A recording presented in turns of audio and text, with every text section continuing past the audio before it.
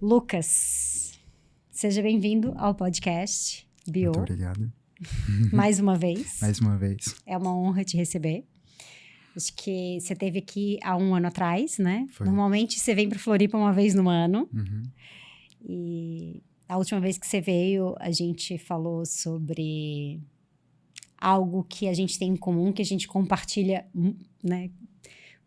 Acho que com muito amor e muito cuidado, que é o Ashtanga Yoga.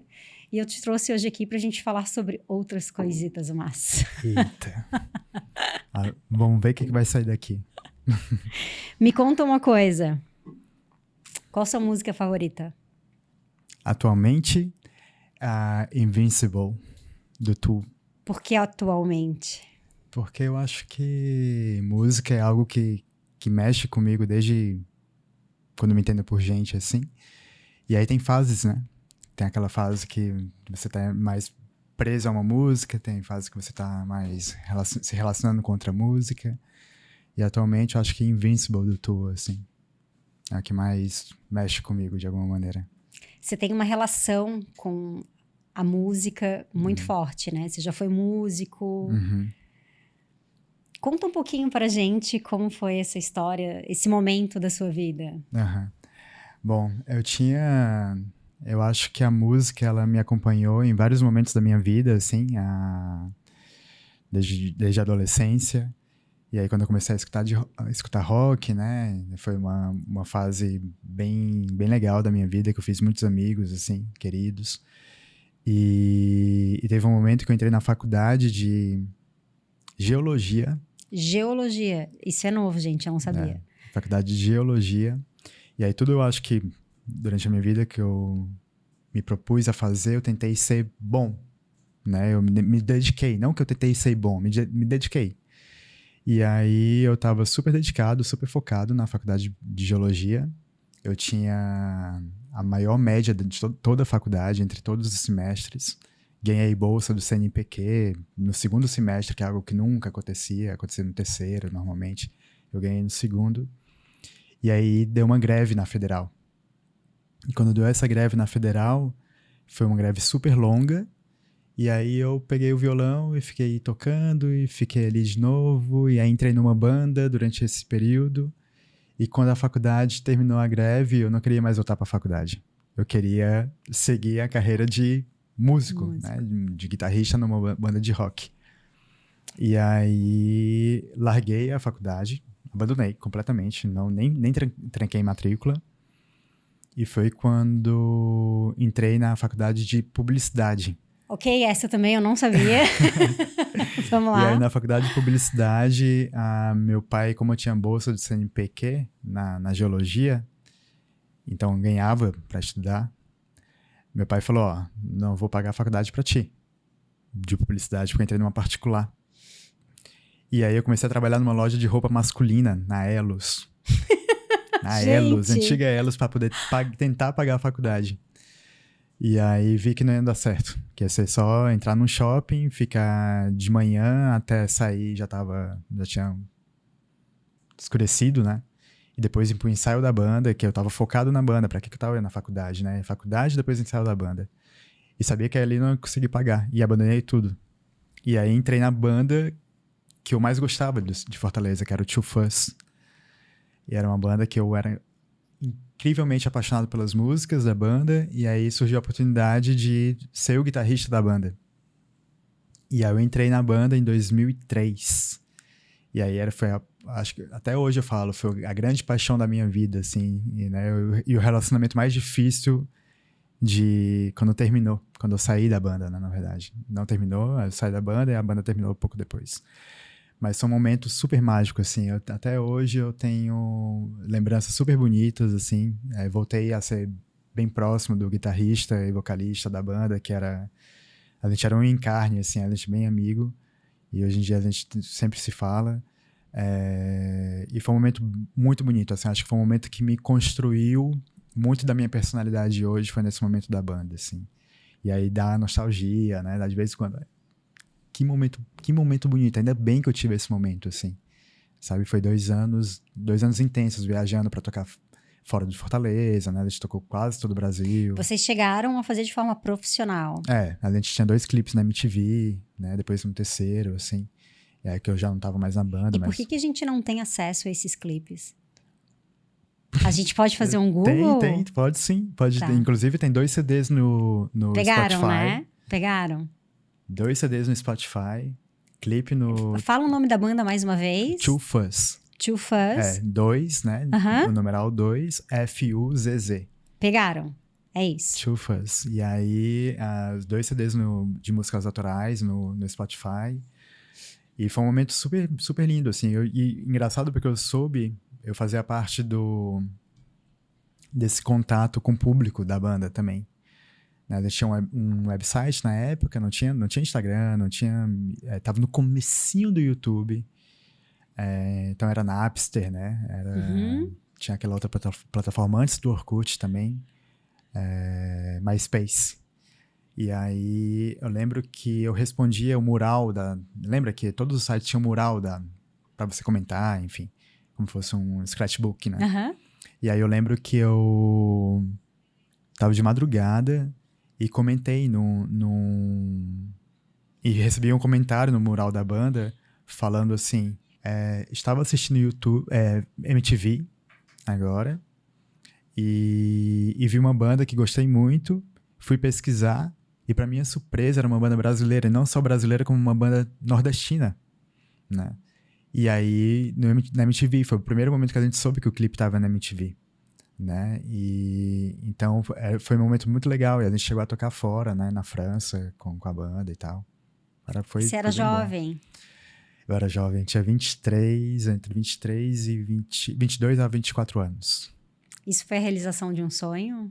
Eu acho que foi a realização de um sonho, mas ao mesmo tempo é algo que de alguma maneira mexe comigo, assim, porque eu penso, eu já falei para várias pessoas, eu acho que eu sou um músico frustrado, sabe, de alguma maneira, assim. Eu acho que é algo que mexe bastante comigo.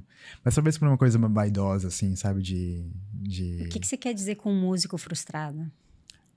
Porque quando eu lembro da banda, quando eu lembro aonde a gente poderia ter até alcançado, sim, né?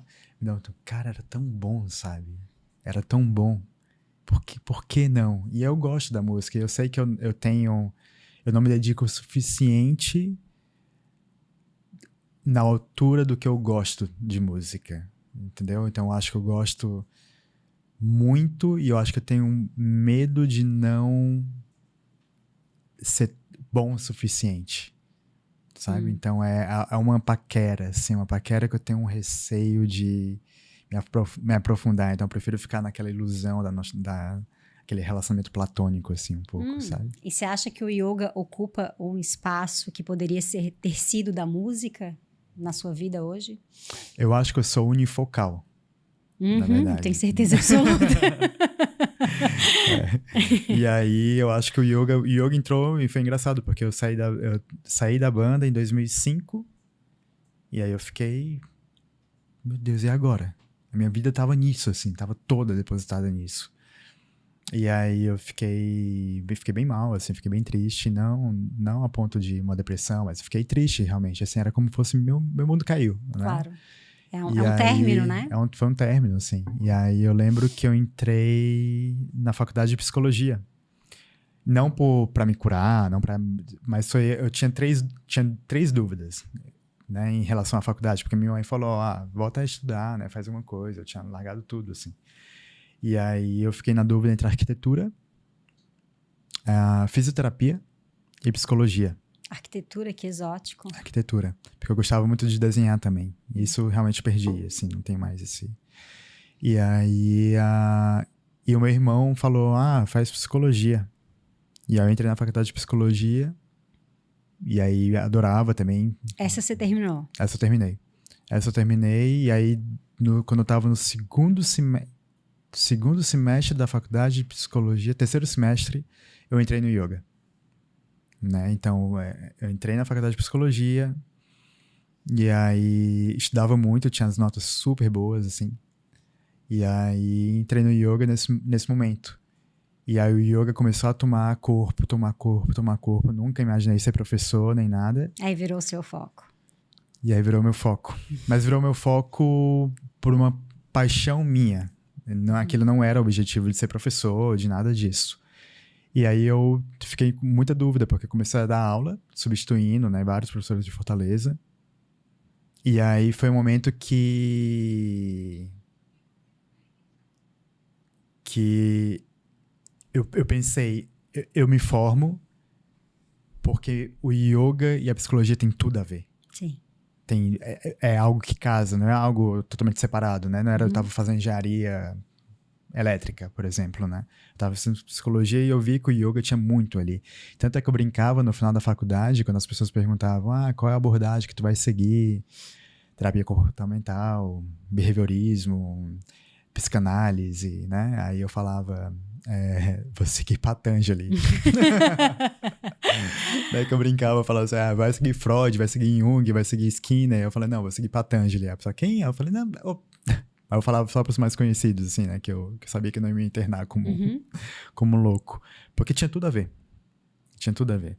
E aí eu comecei a dar muita aula e aí segui direto terminei a faculdade e já estava, no ano seguinte eu fui para Mysore.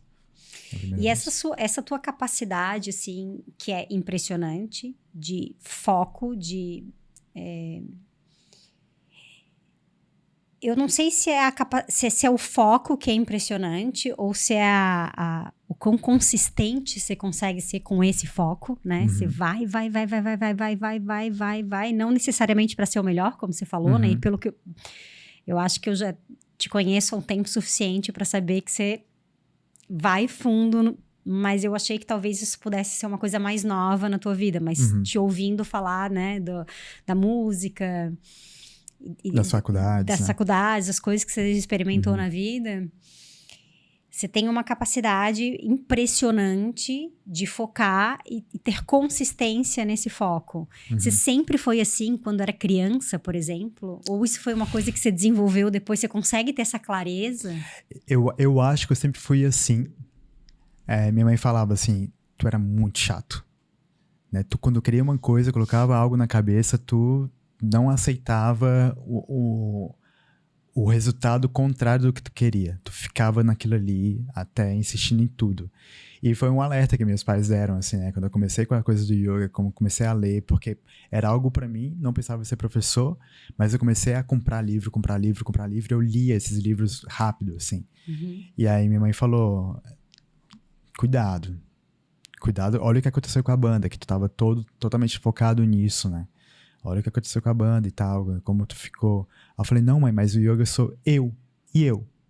Sim. Né? A banda tinha outros fatores, né? Tem as pessoas, enfim, tem um público. Naquele momento o yoga era pra mim só. E ela falou, mais cuidado, né, e tal. E na psicologia também, assim, eu lia muito, eu estudava muito. E tanto é que eu me formei com uma média de quase 9,7. Um nerd. E aí eu tava, assim, porque na faculdade tinha, se você se formasse com a nota mais alta de todo o curso, você ganhava uma pós-graduação, algo assim. Eu tava sonhando para que eu não ganhasse, eu queria que alguém tivesse uma nota mais alta que a minha, porque eu não queria a vida acadêmica. Isso era fato que eu não queria ficar na faculdade, assim. Eu sempre preferi muito mais algo livre, de certa maneira, do que seguir uma carreira acadêmica, né? Eu gostava de ter esse conhecimento para mim um pouco mais. E aí, mas sim, eu acho que eu era isso, né? Só que ao mesmo tempo, Cacá, tu falando assim, me assustava alcançar um nível e não conseguir sustentar esse nível. Talvez é o que você sente com a música. Essa relação. Que eu sinto com a música, Porque eu lembro que quando eu desenhava, né? Quando eu gostava que eu pintava quadro quando era criança, sabe? Quando eu via que eu fazia um desenho ou um quadro muito bonito, me travava. Porque eu não queria que o próximo fosse menos que aquilo. Eu tinha um receio de, no próximo quadro, não receber tanto elogio quanto aquele anterior. Isso me bloqueava total, sabe?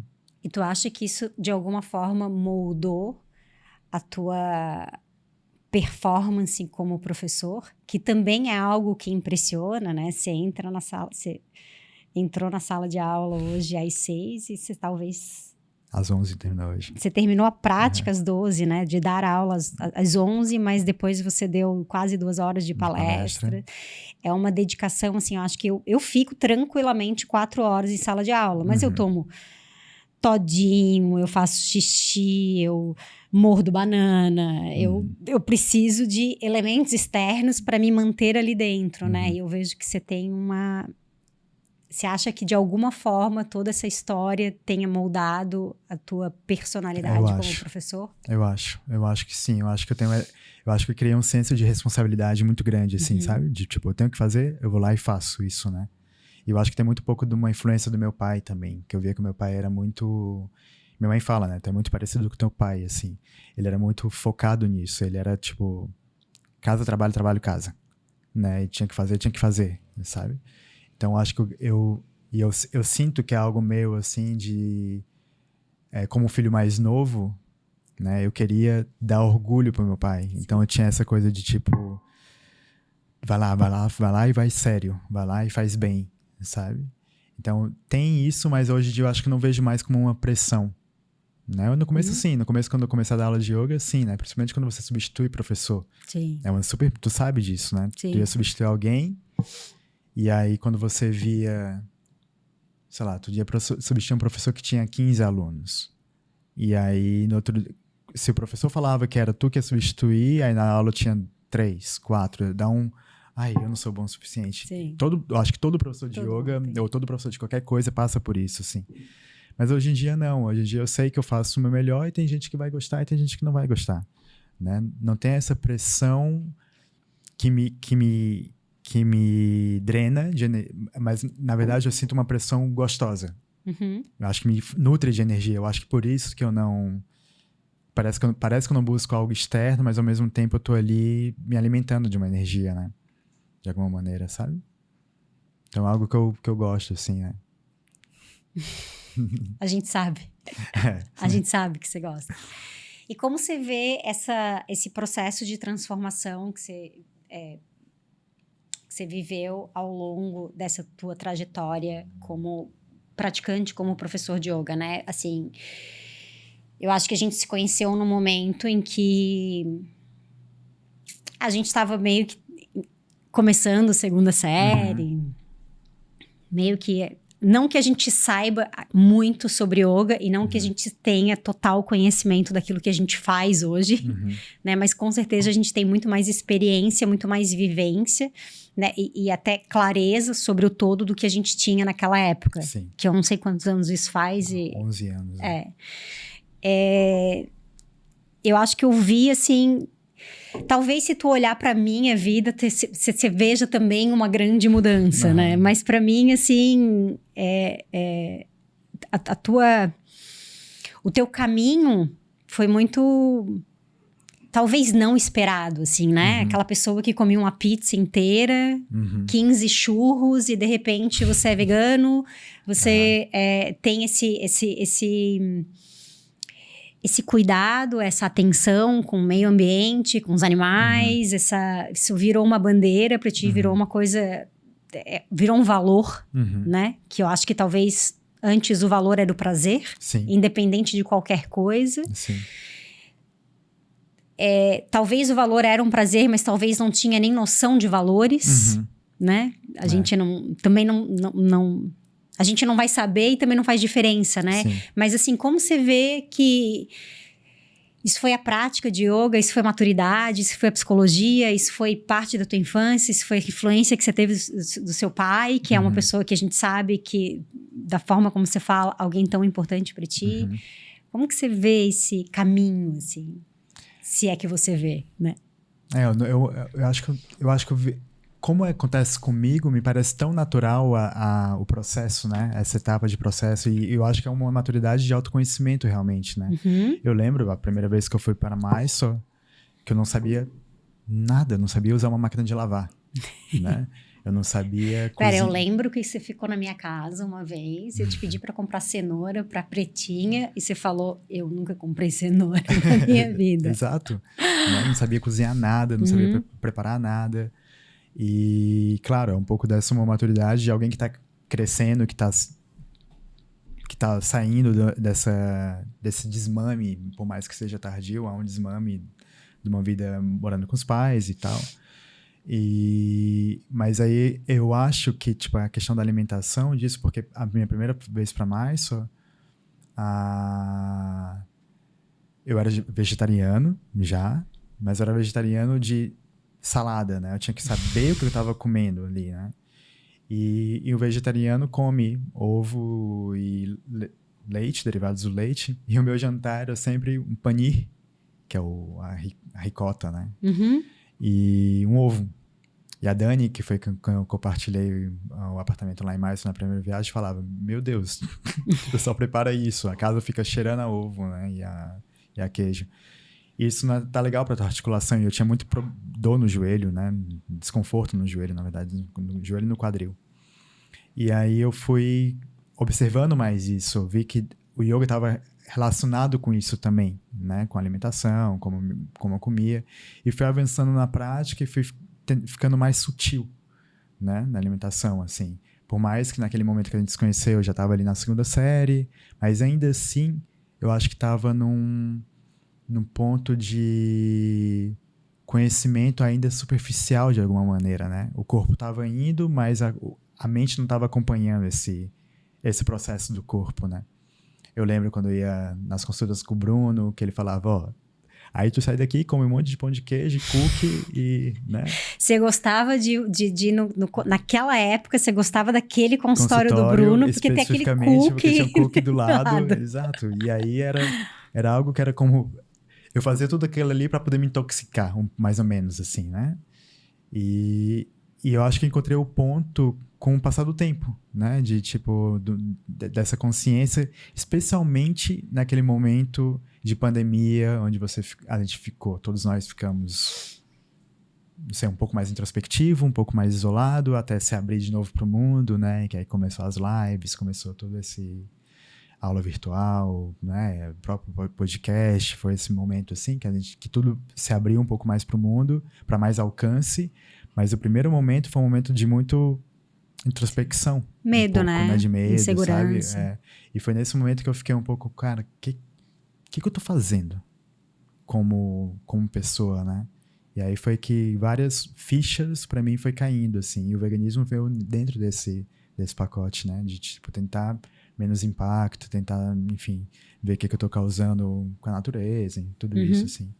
E como tu falou, é uma bandeira que eu levanto, e como eu mostro como eu sou, é algo que eu termino levando muito pra dentro, assim, né? A sério, né? Tudo isso, assim. Vamos fazer uma brincadeira? Vamos.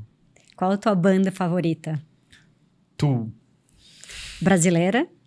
Brasileira seria... Uau. Pode ser cantor? Pode. Ou banda? Banda brasileira. Two Fuzz, que é a banda que eu tocava. Cantor. Cantor? Caetano. Gringo? Cantor gringo? Cantor gringo... Fred Mercury. Gosto. Qual a tua postura favorita? Samastiti. O começo ou o fim? O começo e o fim. Samastiti no começo ou no fim? Eu acho que é engraçado, porque uma vez me perguntaram já, há algum tempo atrás, me perguntaram qual a minha postura favorita, e de verdade que eu não tenho uma postura favorita. Também não. Né? Eu tenho momentos que eu gosto mais de uma coisa e momentos que eu gosto mais de Exato, outra. Mas não da postura, mas mais do padrão. Minha postura favorita pode ser horizontal na cama assistindo alguma coisa, né? O que mais tu gosta de assistir? Série. Mais do que filme. Qual a sua série favorita? Série favorita... tem várias. Breaking Bad. Por quê?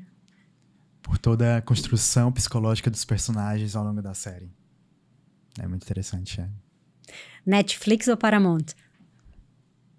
Paramount. Faustão ou Silvio Santos? Silvio Santos, né? Disparado. Rede Globo ou SBT? Rede Globo. Não, agora, poxa. Rede Globo, vai. Qual a sua cor favorita? Preto. Matriz brasileira. Matriz brasileira? Fernanda Torres. Bem Uma gringa? clichê. Uma gringa... Kate Winslet. Um ator? Um ator brasileiro, Wagner Moura. Gringo? Gringo, Michael Fassbender. Quem é a sua pessoa favorita nesse mundo? Se não falar Elita, se não falar Dona Elita. Olha, tirando minha querida mãe, porque é ao concurso. Ok. Se tu não falar eu. Tirando meus amigos do Ashtanga também, eu acho que a Patrícia, por tudo que ela representa, assim, O que ela representa? Acho que representa uma pessoa que se doa em prol do outro. E o outro em relação a todos os outros, né? Todos os seres viventes, sencientes. Então, a Patrícia ela é uma mulher inspiradora. admirável mesmo. Muito admirável. Pablo Escobar. Chapo. Por la presencia que está aqui delante de nosotros, el Chapo. Loira ou morena? Ambas. Ambas. Ruiva? Também. O que mais te chama atenção numa mulher?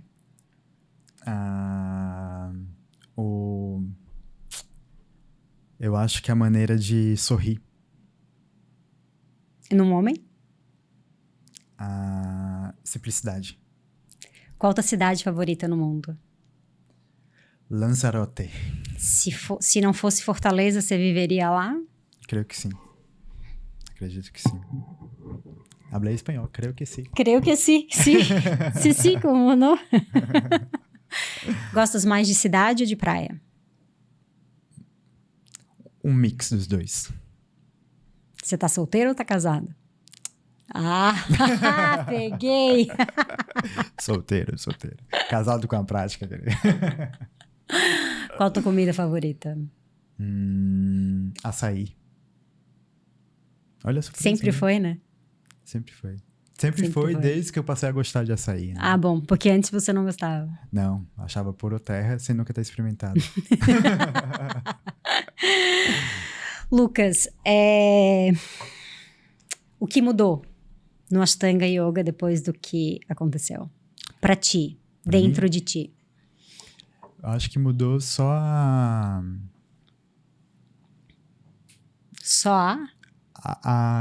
questão de que a gente agora não tem...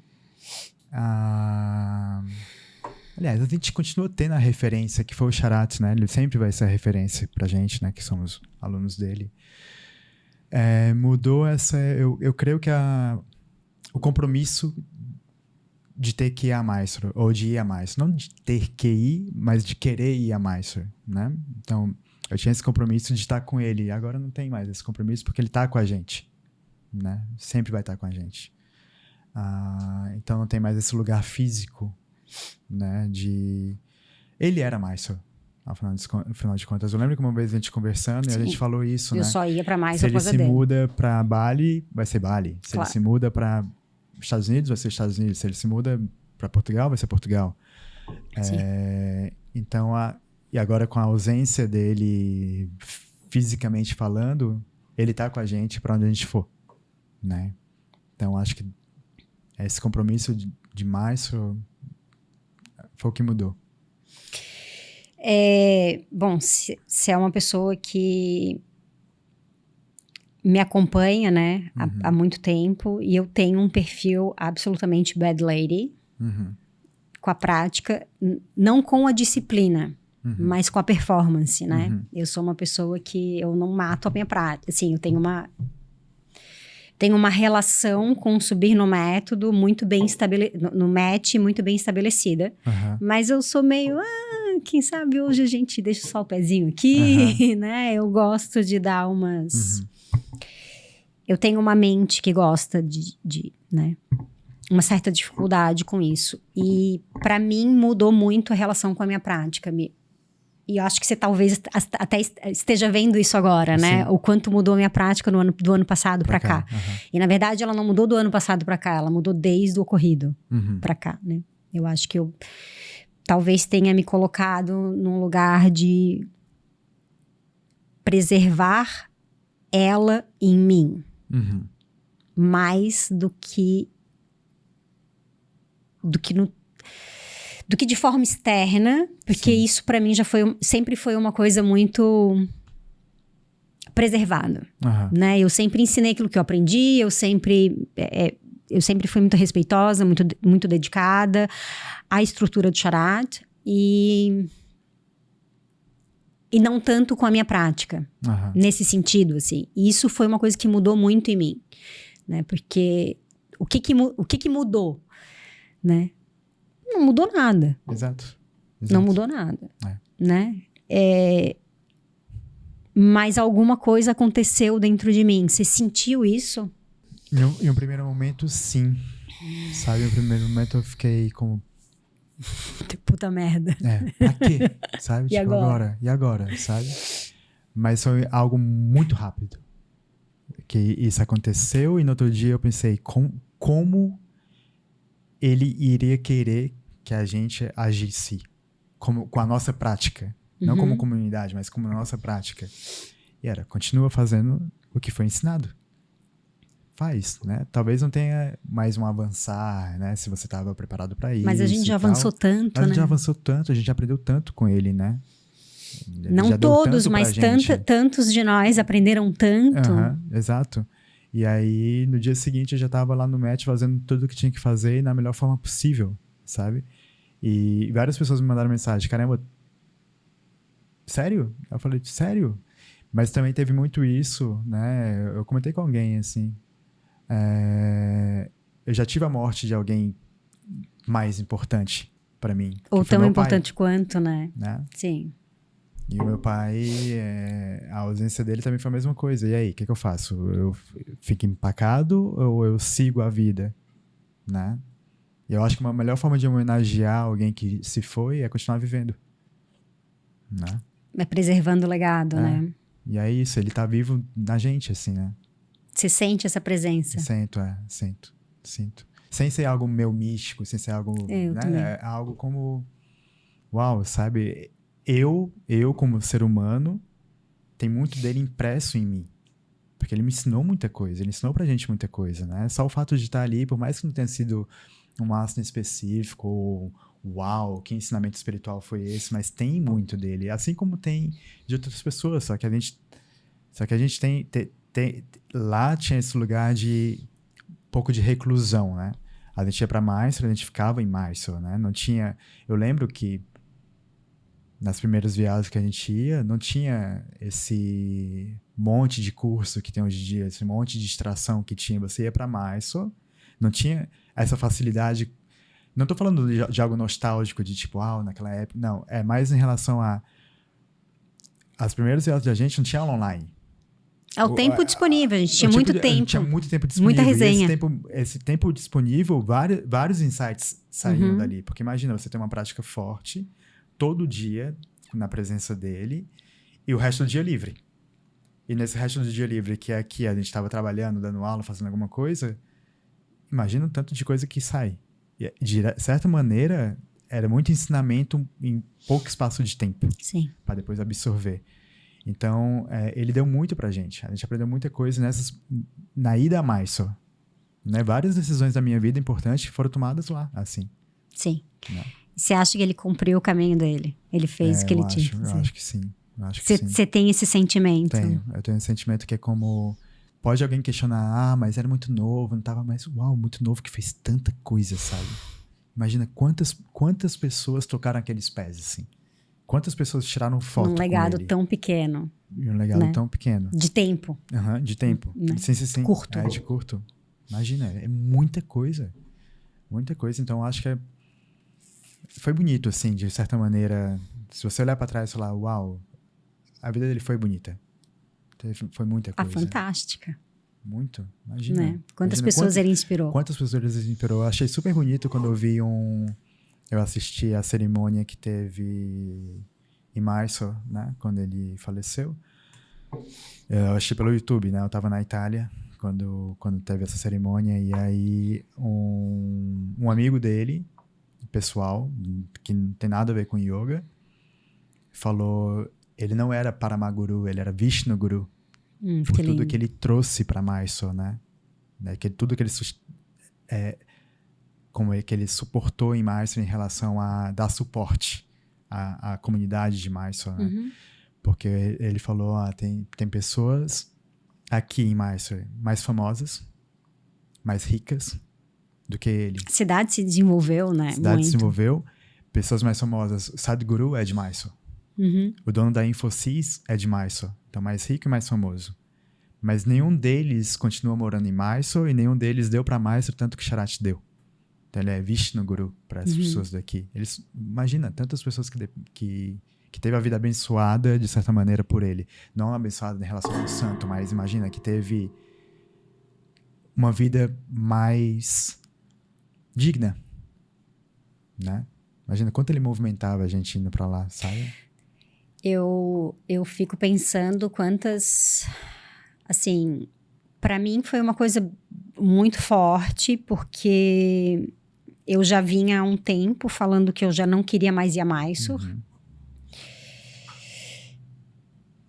Eu já não queria mais ir a Mysore e eu queria fazer os tours. Então, assim, eu queria que ele viajasse. E aí, só que quando aconteceu, eu me senti, tipo, no primeiro momento, eu me senti completamente perdida. Completamente perdida, que eu acho que foi... como foi muito de repente, acho que todo mundo sentiu isso, assim. Eu tô completamente perdida, sabe? Eu não sei se eu tomo água, vinho, eu vou dormir. Sabe? Quando você tá... Ou tomo banho, sabe? Uma coisa assim, tipo, eu tô perdida. Completamente sem reação de nada por uns dias. E tava lá também, então era... Ao mesmo tempo que era mais confuso, era mais real. Sim, exato. Né? Porque não dava pra acordar e achar que era mentira. Não, eu não tava em casa, né? Não era uma notícia de Instagram. Sim. Né? Eu tava vivendo aquilo lá. E de repente, assim, me veio uma sensação de tipo, meu Deus, como eu sou egoísta. Eu não queria mais ir a Mysore, mas eu queria que ele estivesse lá. Pra se caso eu mudasse de ideia, sim, eu pudesse retornar, sabe? Claro que não era isso que era o pensamento, não era esse, mas era um egoísmo, assim, tipo, nossa, ele já me deu tanto, pra que eu ainda quero mais? Exato, né? Exato. Meu Deus, ele me deu, assim, a oportunidade de trabalhar com essa comunidade maravilhosa que a gente tem. Ele me deu amigos maravilhosos, pessoas que eu vou ter comigo pro resto da minha vida. Por causa dele, eu fiz, assim, viagens inesquecíveis. Eu tenho essa ferramenta que... assim, a gente não precisa nem pirar tanto e falar de autoconhecimento. Não, ele me deu uma ferramenta de promoção de saúde para o meu corpo e mente, né? Sim. Botando os pés no chão. E eu ainda quero mais. Sim. O que mais que eu quero? Pelo amor de Deus, sabe? E aí, de repente, eu via todo mundo lá. E eu falava, não, e não foi só para mim. Exato. E não foi só pra mim, né? Eu não sou assim, a única abençoada. Não, somos uma comunidade imensa de pessoas abençoadas que a gente pode, através de tudo que a gente aprendeu e de toda essa experiência que a gente adquiriu ao longo desses anos, né? Pegar tudo isso e ainda transmitir o legado dele. Então, assim, para mim isso foi muito forte, né? E eu acho que eu chorei pela primeira vez, e não foi porque eu tava perdida, mas eu chorei de não gosto dessa palavra, mas de gratidão mesmo. Nossa, obrigada, sabe? Obrigada, que lindo, que vida maravilhosa, sabe? Sim. Né? A minha e a sua, né? E a de todos nós. Então, assim... Mas, claro, a gente sabia que um turbilhão viria depois disso tudo, e que não são todas as pessoas que veem as coisas da forma como a gente vê, e que muitas coisas aconteceriam, que as nossas responsabilidades seriam as mesmas, só que diferente. Sim. Né? Porque é uma responsabilidade, Total. né? Antes eu via as coisas acontecerem e eu falava, Se o Charate não tá falando nada, não sou Exato. eu que vou falar, né? É. Se o Charate não se incomoda, não sou eu que vou me incomodar, Uhum. né? Se o Charate fala e não cumpre, não sou eu que vou abrir a Sim. boca. Eu acho que isso pra mim também mudou um pouco. Às vezes eu me sinto... Talvez em algum momento eu tenha que assumir coisas que eu não gostaria de assumir, Sim. né? É. Porque eu não sei se eu vou conseguir deixar as coisas tão soltas assim, porque elas vão ficar soltas, né? A gente Sim. perde uma referência, É. né? Como foi pra ti? Fala um pouquinho. Pra mim, eu acho que também... Eu não tava em Virgínia, né? Quando aconteceu. Tava dando workshop na Europa. E aí eu já tava programado para Master. E foi um dos ensinamentos foi isso, né? Você lidar com a impermanência e com o desapego de uma vez, né? Os dois, assim. Porque imagina, eu deixei de ir para Miami e para Virgínia porque pensei, vou ficar 2 meses em Master agora. Né? Já tinha esses workshops marcados. E como eu tenho essa coisa de trabalho, eu não me passava pela cabeça cancelar para estar com ele, sabendo que eu ia estar com ele depois. Então, a gente nunca sabe, né? Então, isso é aprender a lidar com a impermanência. Essa é uma grande lição. É uma grande lição. Aprender a lidar com Imagina, se a gente soubesse quantos tinha em Virgínia, teria todos a comunidade. Não um grupo de 85 pessoas. De 85 pessoas. Teria todo mundo estaria lá. Porque todo mundo fala a mesma coisa. Se eu soubesse, eu tinha ido para lá. Então, a gente teve que lidar com essa impermanência e com o desapego dele, né? Da presença física dele. E aí eu fui para Master mesmo assim. E aí, mesma coisa. Porque antes era tipo... Uau, será que o Charate vai falar alguma coisa? E agora a gente especula o que o Charate tá pensando, ou o que o Charate faria nesse momento. E na verdade é uma especulação. E a gente especula sabendo que a gente nunca acertou de fato o que ele ia fazer, porque ele sempre foi imprevisível. E né? muito louco isso, sempre foi imprevisível. E agora querer resposta de algo que a gente não vai ter, né? De certa maneira. E é um pouco também... É um pouco de soltar o possível controle. Que é uma grande lição que eles nos ensinam também. Também. Mas, ao mesmo tempo, tentar ter um controle no que me concerne. Aí, eu, como Lucas, eu vou tentar... Eu, como Lucas, professor, vou tentar... ter um pouco mais de cuidado ainda. Mais cuidado do que costumava ter. Pensando em como ele agiu quando era comigo. Mas como ele agia comigo é diferente de como ele agia com a Carlita, é diferente de como ele agia contigo, é diferente de como ele agia com a Dani, é diferente... eu passo a ser a minha referência, mas olhando para ele, sabe? Como não que eu seja a referência, mas eu sou a referência a partir do olhar que ele teve sobre mim. Sim. Né? Então... Que eu acho que foi um pouco isso que passou com os alunos do Patabi Joyce, né? Que, tipo, tem aquelas pessoas que falam, e aí, mas essa pessoa ensina dessa maneira e eles justificam, mas o Patabi Joyce me ensinou dessa maneira. Então, como é que eu vou ensinar de uma maneira diferente quando o meu professor não me ensinou? Enfim. Então, tem muito essa questão da referência, né? E, claro, nós, como os professores, sabemos, assim, a gente dá para o aluno aquilo que o aluno dá pra gente de uma certa maneira. Claro. Né? Aquilo que a gente uma moeda de troca, né? É uma moeda de troca.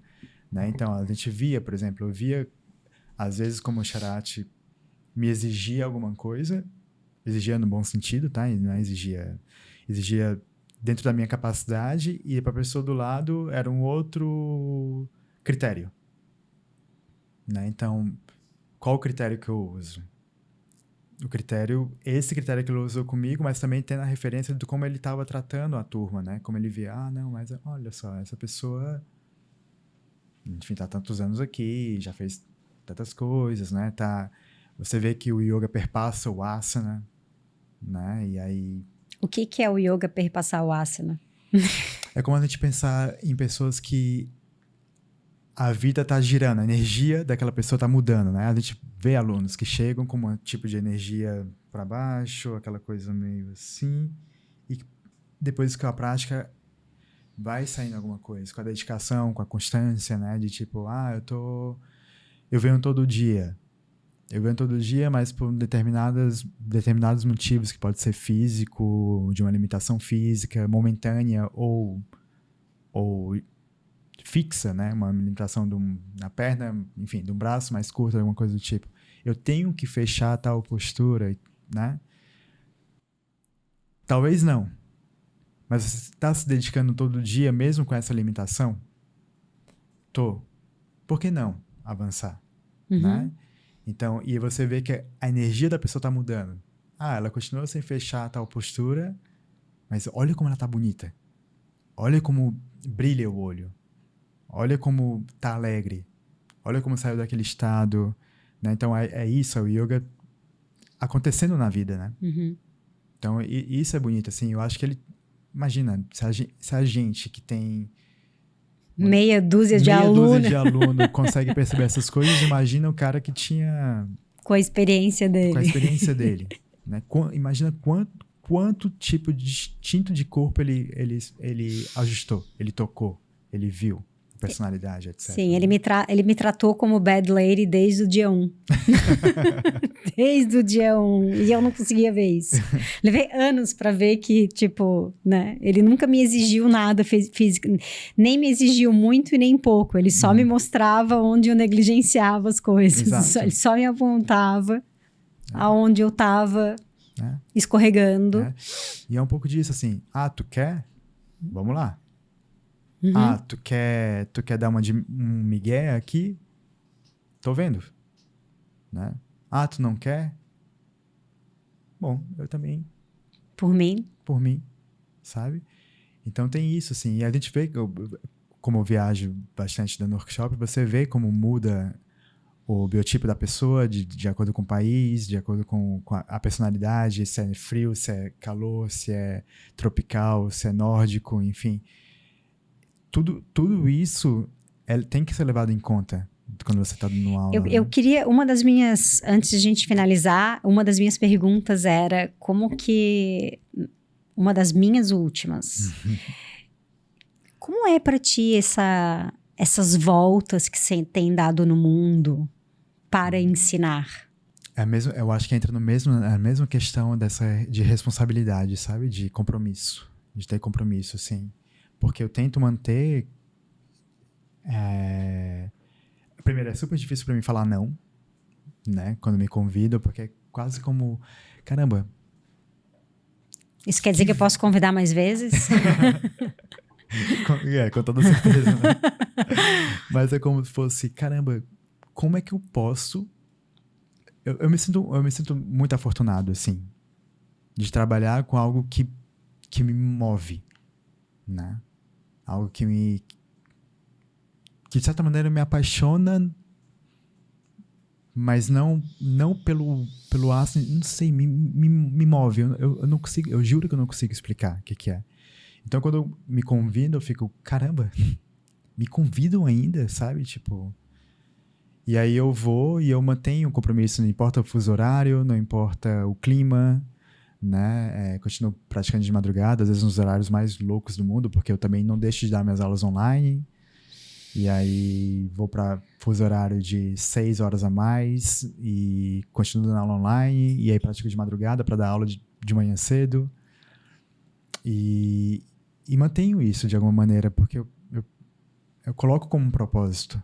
E para mim é muito claro isso, assim, sabe? De manter, porque eu quero chegar para os alunos e ser o mais honesto possível, né? Se eu tô ajustando, eu acho que é muita honestidade que passa pelas mãos, que eu sinto, sabe? De tipo... E responsabilidade responsabilidade, sabe? De... Olha, eu entendo isso no meu corpo, eu sei mais ou menos como é que é. E eu acho que gera empatia, de certa maneira, também. Sabe? De entender, de entendimento. Então, amo estar em casa, tu sabe disso. Amo estar com as minhas gatas, amo estar em casa, amo, enfim, estar na minha cama, muito confortável.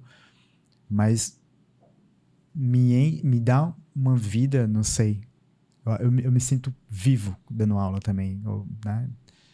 Até mais do que praticando, né? Praticando é mais para poder dar aula, né? Então, quando tem essas viagens pelo mundo, eu penso que sorte eu tenho de poder, né? De ter quem confie, né? Que me veja como professor, né? Assim, de certa maneira. E tu foi uma das primeiras que me viu dessa maneira. É lindo ver a trajetória, é emocionante. Eu fico muito feliz. Lucas, vamos falar sobre limites. Uhum.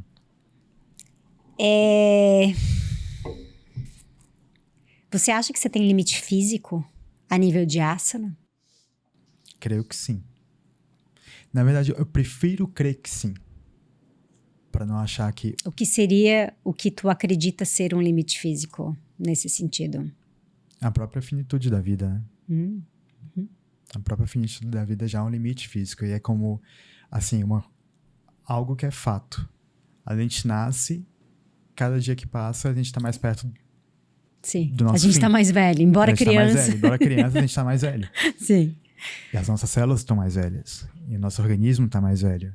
O yoga dá uma sobrevida, né? Desacelera talvez um pouco dentro da população comum, né? De não praticantes. Eu creio nisso bastante. Então, acho que eu prefiro...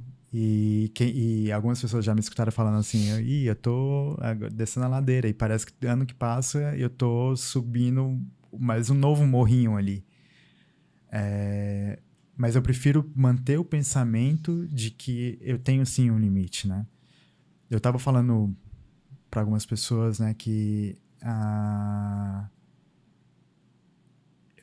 eu coloco, por saber que eu tenho um limite físico, que eu não sei até onde meu corpo vai, eu pratico com muita atenção, com muito cuidado, assim, muito observando, tipo, respiração, como eu entro e, sobretudo, como eu saio das posturas. Me cuido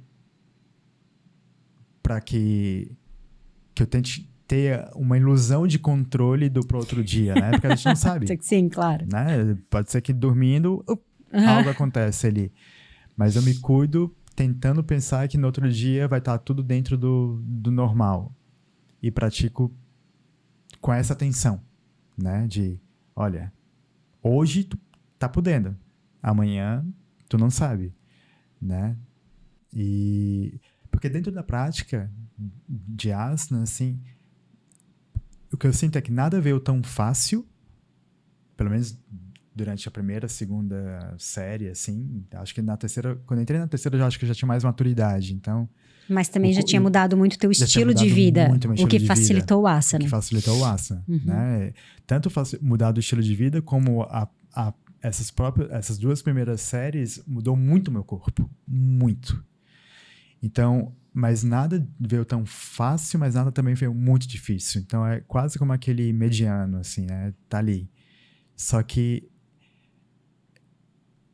eu entro num estado de presença, eu acho, por mais que eu brinco, praticando. Se tu pratica do meu lado, sim, não para de falar. Lado, eu falo, eu puxo assunto, eu dou faço uma piada. Sim, sei como é que é. Mas ao mesmo tempo tem uma presença ali, né? Tem uma consciência do que eu tô fazendo. Mesmo a distração é consciente. Não é que eu tô me distraindo inconsciente. Eu tô me distraindo consciente. Sim. Né? Então eu tenho... Você sabe o que tá acontecendo. Exato. E eu volto pro estado rápido, porque como eu saí consciente, eu volto consciente para esse estado de concentração outra vez. Então isso me ajuda muito, eu acho, sabe? De não superar o limite, mas em um pouquinho alargar o meu limite. Que eu não penso que é superar, né? Eu tô alargando ele um pouco mais, sabe? Estendendo. Estendendo ele um pouco mais. Tu acha que o yoga tá funcionando pra ti? Aí quem tem que falar são as pessoas, né? Mas lá assim, dentro. Pode ser assim, ó. Esse tá doido e me avisou, sabe? Não, mas eu acho... Lá dentro, eu acho que sim. Principalmente me conhecendo como era criança, adolescente, jovem, adulto. Eu acho que sim. Você acha que o yoga tá funcionando pra mim? Não, tô brincando. Sim. Sim. Imagina se você fala que não. Não, sim, mas porque de certa maneira, ó, o yoga funciona de várias formas, né? Imagina, funciona de expansão de consciência, de um boom que a gente dá, que é nitidamente acontece contigo, e eu acho que funciona de uma calmaria que dá. Que eu acho que é o que funciona comigo. Eu me vejo muito mais... E eu muito mais expansiva. E tô muito mais expansiva, né? Nesse outro movimento. E os dois é yoga, né? E a expansão vem do trabalho interno também. Claro. Não é uma expansão de, tipo, tô atirando pra tudo quanto é lado. É uma expansão com foco. E é yoga, né? Eu acho que eu cada vez tô mais inclinada para entender que ele funciona num âmbito de fazer com que a gente consiga, de fato, expressar algo que é da natureza individual de cada um, né? E que nos conecta um com os outros, assim. Então, a gente vai precisar dessa pessoa que se expande internamente, né? E a gente vai precisar dessa pessoa que se expande externamente. Porque os dois é que vão fazer a diferença no mundo, né? Quando os dois se encontram, é que a gente consegue realmente, né? Inspirar outras pessoas e, enfim, se iluminar, encontrar espaços diferentes dentro de cada um de nós, né? Sim. O que você diria para uma pessoa que quer começar a praticar yoga e tem uma resistência? Como você inspiraria ela a começar? Eu acho que... Qualquer resistência.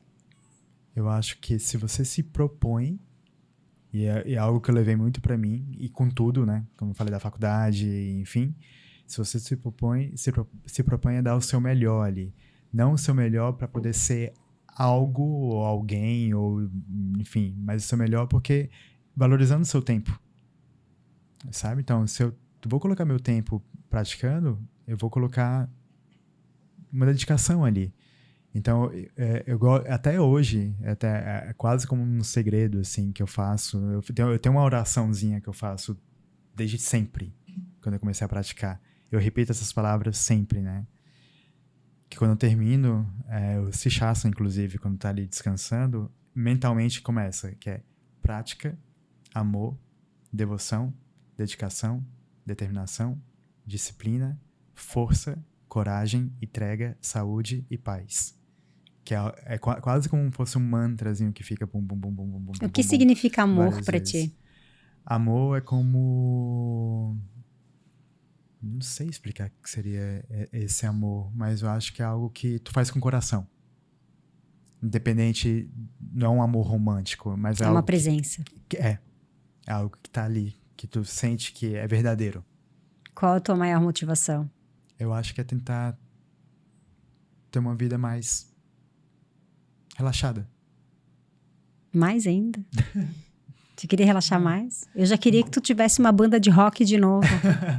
Que poderia ser um relaxamento também nisso, né? Mas é um relaxamento, não um relaxamento de calmaria. Mas é um saber levar. Sabe? Como essa... Que é um pouco do que o yoga ensina muito, que é tipo, eu não... Aquilo que eu posso fazer algo, eu faço. Aquilo que eu não posso fazer, eu só entrego e relaxo, né? É um pouco disso, assim, de tentar aprender ainda mais isso, Dissolver o nó no peito. Exato. Você tem um nó no peito frequentemente? Não tenho. Não, né? Não tenho. Eu acho que eu sou bem tranquilo, em paz em relação a isso, assim. Então você já pode ter uma banda de rock? Posso. Seguramente sim. João Vitor, se estiver escutando, tio Fuzz aí de novo, né? Não é? Já não tenho mais. Eu lembro, e foi algo que eu tenho, me traz muito mais uma memória bonita do que aquele relacionamento que foi não foi lindo. No tempo que foi, etc e tal. As tragédias são lindas. São. E imagina, foi o que me levou pro yoga no final das contas. Porque eu entrei na faculdade, daí, enfim. E terminei entrando no yoga por isso, né? Você se vê fazendo alguma outra coisa na sua vida que não seja yoga? Não, assim, de verdade não. Alguma outra coisa com yoga? Alguma outra coisa com yoga, talvez sim.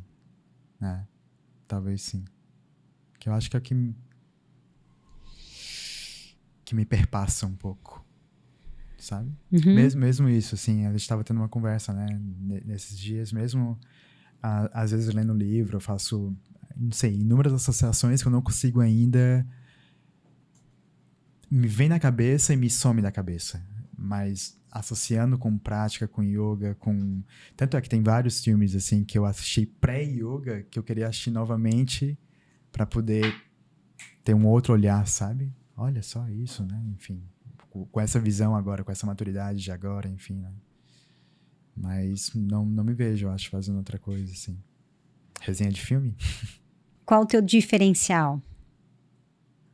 Qual o teu talento? O que te diferencia das outras pessoas, mas não no sentido de te tornar melhor do que as outras pessoas, mas o que te diferencia das outras pessoas que faz com que tu inspire elas a viver melhor? Eu não sei dizer. Não sei dizer, porque até poderia ser pretensão minha falar algo assim, mas eu sei que várias pessoas têm esse feedback comigo em relação à disciplina. Mas, ao mesmo tempo, isso pode ter dois lados, né? Então, tem muita gente que vem pela disciplina que eu mostro de alguma maneira, e tem muita pessoa que acha que para estar dentro do meu círculo de alunos tem que ter a mesma disciplina que eu tenho. E não, a minha disciplina é minha, assim. Não, gente, não precisa, eu não tenho a mesma disciplina que ele tem, e a gente tem uma ótima relação. Exato. Exato, então tem esses dois lados, né? Tem gente que fica, não, como o Lucas eu não consigo. Então, eu falhei hoje, o Lucas não vai mais gostar de mim. Que é isso? Não, isso é algo meu comigo, pela minha história de vida, por como eu sou, enfim. Mas eu acho que a disciplina, assim, que muita gente fala, esse compromisso de faça chuva, faça sol, tá ali, né? E não significa que eu vou dar performance todo dia na minha prática. Essa fase já passou, assim. Eu me escuto muito mais, mas pelo menos ali, subir no tapete, seguramente vai acontecer. Pra fazer o quê? O dia vai dizer. Só Deus sabe. Só Deus sabe, né?